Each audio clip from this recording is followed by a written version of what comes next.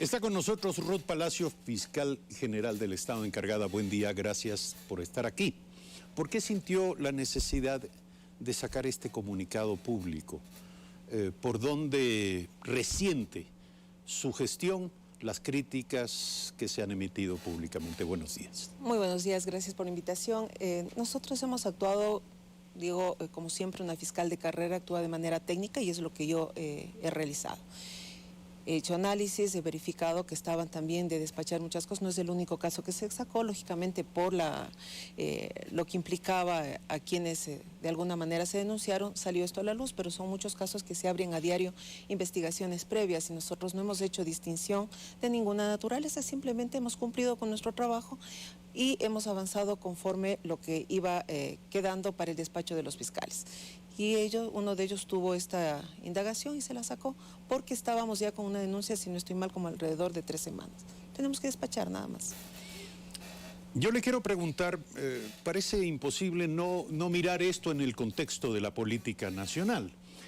Usted abrió una indagación previa al presidente de la República, Lenín Moreno, y a su hermano Edwin Moreno y otras personas al acoger una denuncia planteada por el legislador Ronnie Aliaga, que a su vez se basa en un reportaje del portal llamado La Fuente. Yo le pregunto, ¿cómo es posible? ¿Dónde está la noticia criminis, hablando en términos técnicos, en torno a este caso? Efectivamente, nosotros estamos iniciando esta investigación por un posible delito de peculado en base a que aparentemente se utilizan dineros del Estado. Vamos a ver de qué se trata. Todavía estamos iniciando un proceso, hemos hecho lo básico, que es abrir una investigación y determinar determinadas diligencias de inicio. Pero le pregunto, ¿dónde está la noticia criminis? Porque ese mismo argumento se utilizó para desechar la denuncia en torno a los dineros que provenían de Venezuela y que fueron a parar a la fundación del expresidente Rafael Correa. En este Correa. momento se origina este delito, lógicamente, en los dineros que aparentemente son utilizados desde Ecuador en empresas offshore y que salen en beneficio del señor presidente de la República. Es ahí donde nosotros presumimos la existencia de un delito que nace desde aquí, desde el Ecuador. En beneficio del presidente de la República. Y de su familia, aparentemente, ¿no? Eso es lo que está denunciado y es lo que vamos a ver. ¿Qué pasa con estas empresas que si realmente tienen origen desde acá y si es que tienen un uso de dineros públicos? Pero ¿a usted le parece que hay mérito para iniciar esta investigación? ¿Qué ha pasado con otros casos? Por ejemplo, y yo quiero referirme a los más de 300 informes de la Contraloría que han sido remitidos a la Fiscalía y sobre muchos de los cuales, la mayoría, no se ha encontrado mérito todavía para iniciar investigación. A ver, los informes de responsabilidad penal son un elemento más dentro de la investigación y esos informes tienen que de alguna manera ser sustentados por otras diligencias que se practican dependiendo de dónde nace el IRP. Si se determina la existencia la necesidad de una pericia contable, se hace esta investigación o se determina esta diligencia y dentro de eso el perito establece si efectivamente hay o no hay un perjuicio y continuamos. Muchos de estos IRP realmente no nos han dado esa base para nosotros poder proseguir. No es que nada no se ha hecho, se han iniciado todos los procesos de investigación dentro de los informes que han llegado. Hay 300 y pico de informes, hay uno por cada informe de Contraloría. Claro, y hay una investigación previa abierta en esos informes, pero tenemos nosotros como Fiscalía darle el sustento a cada uno de ellos. Pero yo le pregunto cuál es el rasero, porque nuevamente regreso al tema de INA. ¿Usted leyó toda la documentación que trae el portal La Fuente? Sí, habla de muchas cosas dentro de ese portal y es por eso que nosotros abrimos justamente para determinar qué nomás existe. ¿Qué nomás existe? Exactamente. Claro. Yo le pregunto, ¿las conjeturas bastan para iniciar procesos de indagación? Nosotros necesitamos indicios, ¿sí? En efecto. Indicios primero. Y esos indicios van fundamentándose a lo largo de la investigación, que ya se van convirtiendo en elementos que luego van a pasar a ser prueba. Y eso es lo que se hace en toda investigación. Pero si la Contraloría emite informes, allí hay indicios en cada uno de esos informes. De hecho, son informes que se remiten a la Fiscalía porque hay indicios. Ya, y justo... ¿Qué depende de que usted vea indicios en una parte y no los vea en otra? A ver, El informe de responsabilidad penal implica indicios de responsabilidad penal para que se emita ese informe, ¿sí? Desde ahí, desde el momento en que nace ese informe de responsabilidad penal, ya viene con un indicio. Se nos remite a Contraloría porque dicen, mire, hemos hecho este análisis, este estudio de estos procesos y determinamos que existen estas irregularidades y por ende hay indicios de responsabilidad penal. Y ahí es cuando pasa a Fiscalía. El momento en que ese indicio pasa a Fiscalía, o sea, IRP pasa a Fiscalía, nosotros tenemos que buscar el resto de diligencias que permitan sustentar ese informe de responsabilidad penal y si se llegan a verificar esas irregularidades que nacen del informe, continuamos con el proceso, si no, nos quedamos. Vale decir que usted niega que haya indicios. ¿En qué? En los informes que ha recibido, ha analizado y que no se han convertido en investigaciones. Digo que no todos logramos sustentarlos para poder avanzar en un proceso. Y por eso la demora en la investigación, porque lógicamente nosotros tenemos que disponer varias diligencias que fundamenten como manifiesto este informe de responsabilidad penal para poder avanzar a una siguiente etapa que es la instrucción fiscal. No terminamos de entender el criterio que se aplica, si me permite. Pero quisiera ir a casos concretos. Por ejemplo, el caso de María Sol Larrea y Marcos Manrique por el delito de peculado. Un perjuicio estimado en $30 millones por la contratación de aparatos de oftalmología a nivel nacional. Existe un informe con indicios de responsabilidad de parte de la Contraloría. Se inició una instrucción fiscal en agosto de 2018, pero en marzo de 2019, el fiscal Alejandro Vázquez, en 5 días de feriado, analizó 70 cuerpos en 5 días y decidió abstenerse de acusar a María Sol Larrea y Marcos Manrique. ¿Puede usted explicarnos esto? En principio debo aclarar, si bien es cierto, yo he fungido como fiscal general del Estado, tengo varias ocupaciones dentro de ellas y cada fiscal debe responder por lo que hace. Cuando sale este hecho del dictamen abstentivo, nosotros pedimos explicaciones al señor fiscal y aparentemente hay una confusión en cuanto a los contratos.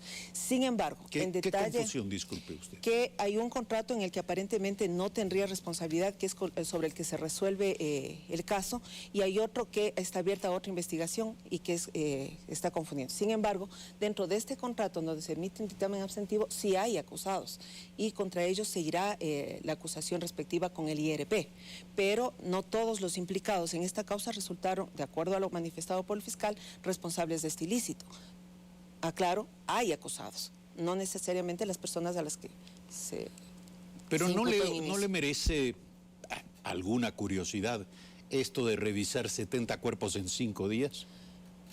Digo, ¿o es normal? Cuando nosotros como fiscales tenemos una obligación que cumplir, tenemos que dedicarnos a 24 horas a poder cumplir con ese trabajo. Y si ya estaba a tiempo de hacer una audiencia o de emitir un dictamen, porque cuando nosotros terminamos una instrucción, tenemos la obligación de pedir que se señale día y hora para la audiencia de preparatoria de juicio. Si dentro de ese tiempo hubo este cambio que no sabíamos y que el doctor iba a conocer este caso, no lo conocíamos, él efectivamente analiza porque debe haber estado ya pendiente la audiencia y es donde él tiene que pronunciarse para ver si realmente acusa o en su defecto se abstiene, como pasó en este. ¿No se convierte usted en responsable de esa decisión en el momento en que acepta la decisión del fiscal? Usted dice cada uno responde por su responsabilidad. No, pero ¿cuál es la suya respecto de la de él? A ver. Respecto de la de él, simplemente vigilar que se haya cumplido con un debido proceso. Y para eso está la Dirección de Investigación y Gestión Procesal, que es la que verifica que no se haya cometido ninguna irregularidad.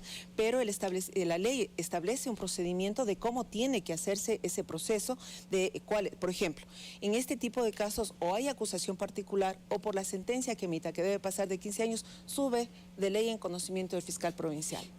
Él es la última instancia, digamos, en casos de fuero que van máximo de Fiscalía Provincial o en su defecto de fiscales de primer nivel, cuya consulta sube al fiscal provincial y él se pronuncia. Hasta ahí llega la responsabilidad. Nosotros únicamente en la revisión de un debido proceso. El caso Yachay es otro sobre el que queremos preguntarle. Hasta el momento, casi un año después de haberse iniciado el proceso, no hay pericias. Debían designarse a 5 peritos cuyos costos profesionales, se dice, son altos. El fiscal no los ha contratado. ¿Qué hace usted en este caso? Uno de los problemas que hemos detectado y lo hemos manifestado desde el inicio de mi administración es que efectivamente no contamos con recursos para pagar los peritos. Sin embargo, hemos hecho varias diligencias para poder, en varios casos, designar esos peritos que hacen falta. Hay peritos, por ejemplo, que por la complejidad de los temas, en delitos petroleros, no existen incluso dentro del país especialistas concretos y nos toca pedir a universidades y a veces hasta de manera internacional, como el caso Gabela. Hemos hecho los esfuerzos posibles para poder determinar a peritos. En el caso Yacha y estamos en lo mismo. Dentro de la investigación se están buscando los peritos para poder designarlos. Un año lleva buscando peritos. ¿Qué buscan? ¿Peritos gratuitos? ¿Con cuántas universidades han hablado? En fin, es que todo esto tiene que ver con la justicia, si me permite, y con la expectativa pública respecto de la justicia en casos de grave, presunta corrupción. Todos los casos que nosotros hemos conocido en Fiscalía General, créanme, tienen esa corrupción. Por donde hemos visto, hay indicios de responsabilidad y hay una presunta corrupción. Y eso es lo que nosotros tenemos que investigar. Pero si eso fuese cierto, de algo habrían servido los 300 informes de la Contraloría y más. Vuelvo a manifestar. Los informes de Contraloría son indicios, son primeros elementos que llegan y nosotros tenemos que sustentarlo. Si me permite, doctora, eso lo sabemos todos. Por eso. Todo parte por indicios, sin duda alguna. Pero ¿por qué se detienen en la Fiscalía? Porque allí se paran por falta de plata, falta de peritos, están hablando con universidades, llevan un año en eso, usted ya se va a ir y no pasó nada. Nosotros hemos impulsado la investigación de casos que lastimosamente no siempre tienen la misma agilidad en el despacho y nosotros hemos puesto ese empeño de despachar todo lo que se nos ha pedido. Lastimosamente tampoco hemos contado con el tiempo, son apenas 4 meses que nosotros hemos estado, no en una, sino en varias investigaciones, tratando de impulsarlas y sacar adelante los casos. El caso Espinel, se lo voy a mencionar. El delito es lavado, el presunto delito, lavado de activos. En el tribunal de Durán se ha recusado en varias ocasiones el tribunal por supuestas enemistades entre el acusado y los jueces. Enriquecimiento ilícito, insisto, sería también otro presunto delito y finalmente peculado. Pero hay constantes audiencias fallidas y dilaciones que no se explican en estos casos. La abogada y el juez se enferman muy frecuentemente antes de las audiencias. ¿Qué ocurre en este caso?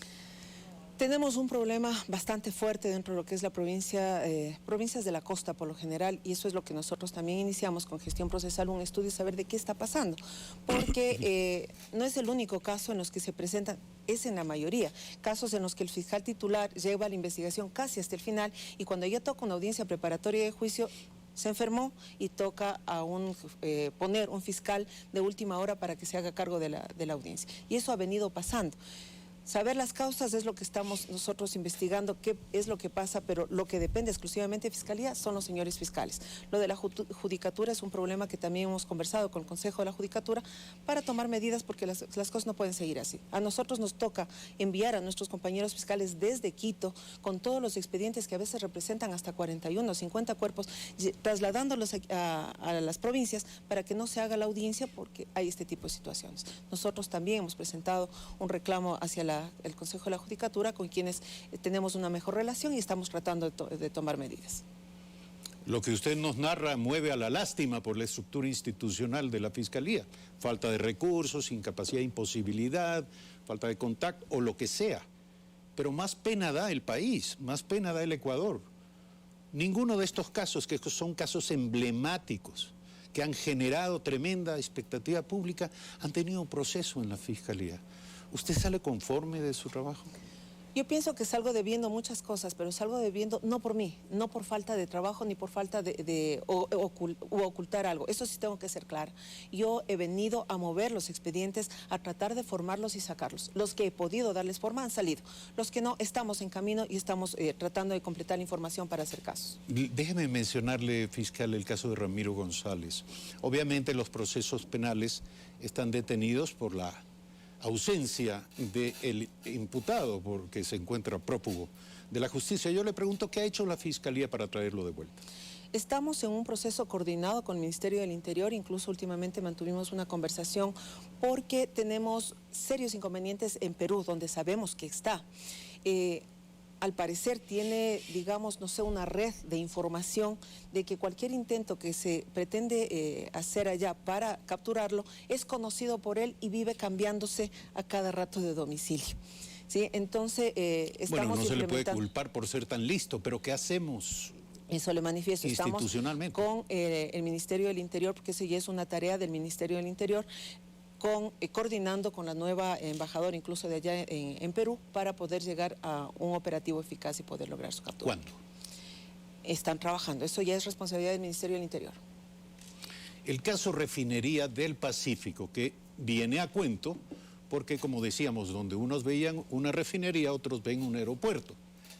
El caso está, la Fiscalía aún no se pronuncia sobre el pedido de vinculación efectuado por el Consejo de Participación Ciudadana y Control Social a Rafael Correa, Jorge Glass y Carlos Polit. ¿Por qué? Fiscalía no puede pronunciarse de una vinculación porque no ha iniciado ningún proceso penal en ese caso.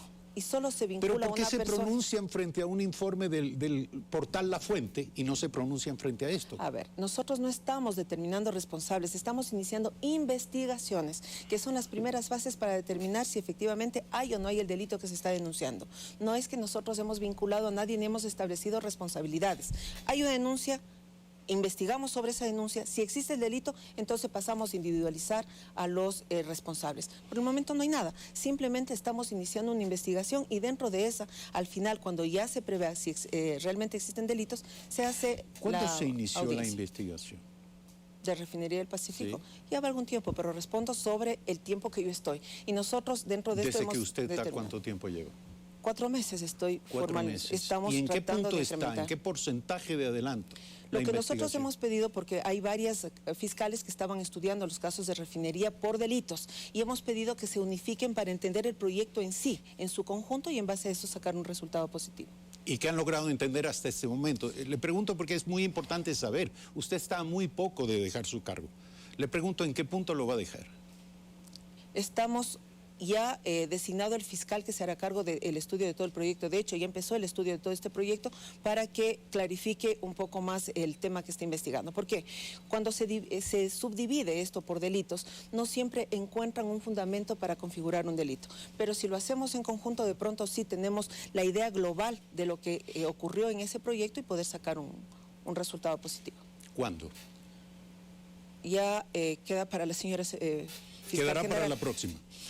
En el portal de Petroecuador existen cifras sobre las contrataciones entre 2009 y 2016. Son 8.911 contratos repartidos en todas las filiales y divisiones de Petroecuador. Este es el caso Refinería de Esmeraldas. La Fiscalía abrió 19 causas. Las indagaciones se extendieron a Carlos Pareja Llanuselli, a Marco Calvo Piña y a otros funcionarios de la empresa petrolera. Pero la Fiscalía hasta ahora no se pronuncia respecto de los resultados de esta investigación. Por ejemplo, ¿se han encontrado o no pagos? Como le manifiesto, son investigaciones que han estado investigándose por separado. Hoy que estamos uniendo los procesos, que estamos haciendo que se vea un solo proyecto y en ese proyecto determinar dónde nacieron las irregularidades. No hablo de la Refinería del Pacífico, sino de Esmeraldas. Sí, es que son procesos que han venido por delitos separados en cada proyecto y el de Esmeraldas no es la excepción.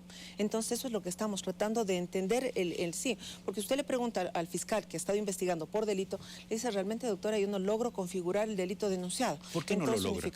Porque no hay los suficientes elementos y nosotros tenemos que cumplir con lo que establece la ley. Depende del delito, configuramos y salimos adelante. ¿Quién debería ayudarle a la Fiscalía a cumplir sus obligaciones? Yo pienso que debemos nacer de una reestructuración para un mejor reparto de trabajo y eliminar así la carga procesal.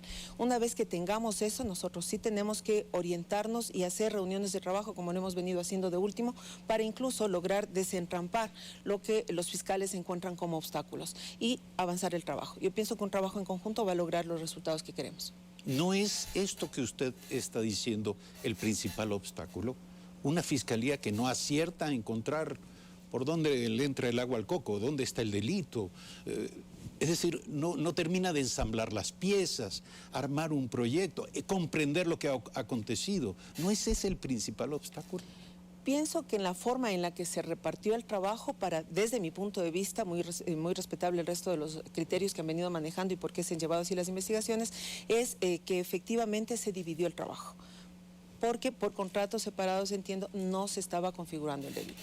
Y ese es uno de los principales objetivos que entiendo debe tener la nueva autoridad para lograr que esto salga a flote. Ojalá tenga mejor suerte que yo. ¿Qué hará usted a partir del momento en que entregue el cargo de fiscal? Antes de subir a la Fiscalía General, yo estaba designada como fiscal provincial de Pichincha. Si es que esa es ¿Espera continuar en la Fiscalía? Sí, yo soy fiscal de carrera. De hecho, mi nombramiento permanente es agente fiscal de la provincia de Pichincha, así que yo regreso a mis funciones. Gracias por estar esta mañana aquí. Ruth Palacios, fiscal general del Estado encargada. Gracias a ustedes por seguirnos en esta entrega informativa. Al volver, Gustavo Baroja, secretario ejecutivo de... me informan que no tenemos a Gustavo Baroja. Muy bien, vamos a hacer un corte. Vamos a despedir la emisión. Gracias al señor director que nos avisa. Nuevamente gracias, fiscal, por estar aquí. Gracias a ustedes, si me permite un instante. Gracias a ustedes, amigas y amigos, por seguirnos. Mañana 6:55 de nuevo estaremos aquí en Primera Impresión. Buen día.